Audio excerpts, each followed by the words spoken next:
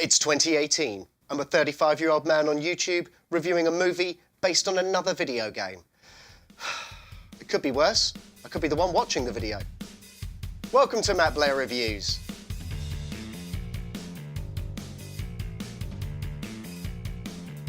Rampage, directed by Brad Payton and starring Dwayne "The Rock" Johnson.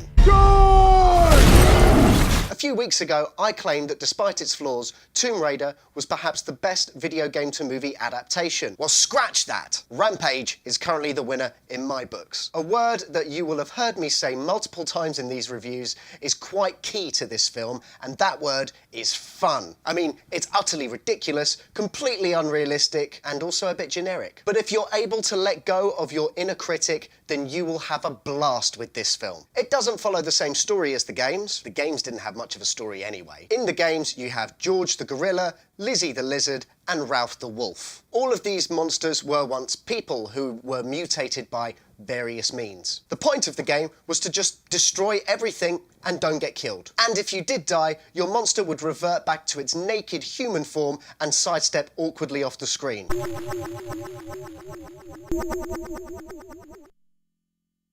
It wasn't exactly high art. This movie is very different to that. In the games, the evil science corporation is called Scum Labs. This movie uses the more subtle name Energyne. Due to a mishap in their space laboratory, dangerous DNA-altering samples land on Earth, infecting several creatures, who then begin to grow at an accelerated rate and get very, very angry. Hence, Rampage.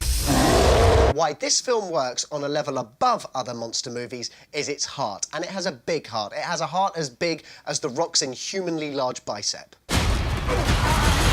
That's a big arm, don't fight it. The Rock plays a primatologist. He works in an ape sanctuary, and he doesn't really like being around other people. He has a connection with an albino gorilla, George, who has a wicked sense of humour and an adorable personality, much like me. The relationship between The Rock and George is just brilliant. There are laughs to be had and feels to be felt. When George does get infected by the scientific voodoo, The Rock is focused solely on helping his friend. I just realised I keep calling him The Rock and not by his character name. It's Davis, by the way. Sod it, he's The Rock. And in terms of performance, The Rock is The Rock. He doesn't stray from his comfort zone too often, and that's the case more than ever here. What about the rest of the cast? Well, Naomi Harris starts off a bit flat, but you warm to her as the film goes on. She plays a scientist with a pointlessly mysterious past, but thankfully not as a shoehorned love interest. There's also somewhat of a father-daughter Watchmen reunion here with Jeffrey Dean Morgan and Malin Ackerman, which is nice. And also, it should be noted that The Rock was in San Andreas with Carla Gugino, the other Silk Spectre. And FYI, I totally think that The Rock could take Dr. Manhattan in a fight.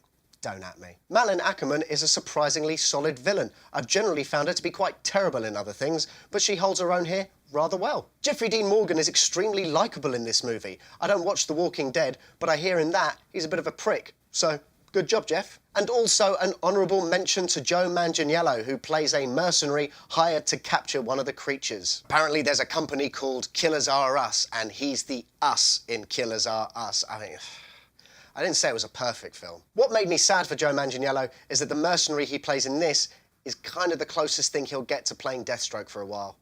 Poor bloke. The effects in this are great. The 3D, a bit unnecessary, especially at the beginning when you've got a black screen and a written prologue that just extravagantly floats there in 3D. I mean, that's just showing off. The CGI on George is fine. It's nothing special like the Planet of the Apes series, but it'll do. The effects on Lizzie, the giant crocodile, is fantastic. The detail on the teeth was very impressive. And what about Ralph?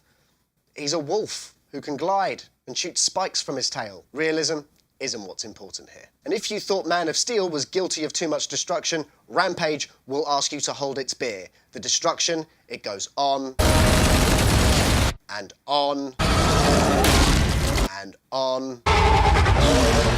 You get the idea. The devastation that once again befalls Chicago is on another level. There are action beats that will leave you stunned and other times a bit perplexed. The negatives here are that the hero characters are bafflingly invincible. It's like an old episode of the A-Team or Wile E. Coyote, and I know I said that realism isn't what's important, but even so, this film does cross a line on more than one occasion. But overall, this is a very solid action movie. It's like a highlight of the 90s action genre. There's no overly sexualized female lead, and yes, while the humor may be aimed at teenage boys, let's face it, they are the target audience for a film like this. For me, I'm gonna give this an 8 out of 10. If I see it on TV, I'm gonna leave it on.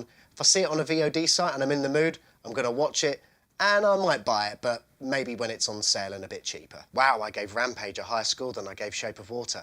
That says terrible things about me, I'm sure. One thing I do hope is that they leave this film as a standalone action set piece, but I fear that there are going to be endless sequels for this. Dear Warner Brothers, please don't. But a new game based on this movie would be nice. Thanks. Well, what did you think about Rampage? Comment with your thoughts below, and while you're down there, hit subscribe and like the video too. Give this a share on Facebook and Twitter, and if you can, please donate to the coffee link you'll also find in the description. Thanks for watching Blair Reviews. I'll see you again next time.